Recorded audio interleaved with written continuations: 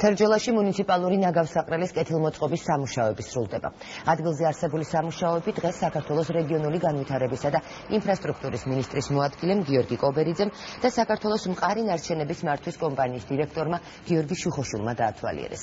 პროექტის განხორციელების მიზანს თერჯოლის მუნიციპალური ნაგავსაყრელის თანამედროვე სტანდარტების შესაბამისად მოწყობა წარმოადგენს. პოლიგონის ტერიტორია 42,629 კვადრატულ მეტრს მოიცავს, სადაც ყოველთვიურად თერჯოლის მუნიციპალიტეტიდან და მისი მიმდებარე სოფლებიდან 15 კვადრატული მეტრი ნარჩენი შედის. ამჟამად უკვე შემოიღობა ნაგავსაყრელის ტერიტორია, ასევე ხორციელდება შიდა და გარეგზების მოწყობა. მიმდინარეობს პოლიგონის ელექტროფიცირებაც. ადგილზე 41 ადამიანია დასაქმებული, რომელთა უმრავლესობა ადგილობრივი მცხოვრებია. თერჯოლის ნაგავსაყრელი 2007 წლიდან ფუნქციონირებს, რომელიც შპს საქართველოს მყარი ნარჩენების მართვის კომპანიას ოპერირებისთვის გასულ წელს გადაეცა.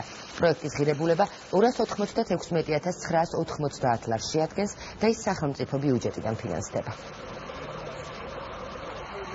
Ჩვენყოფებით თერჯოლის მუნიციპალიტეტში მოვინახულეთ ნაგავსაყრელის კეთილმოწყობის და სამონტაჟო სამუშაოები, რომელიც უახლოეს დღეებში დასრულდება და იქნება სტანდარტების შესაბამისი ნაგავსაყრელი პოლიგონი. აღნიშნულ პოლიგონზე როგორც თერჯოლის განთავსდება, ასევე ხარაგაულის და ზესტაფონის ნარჩენები.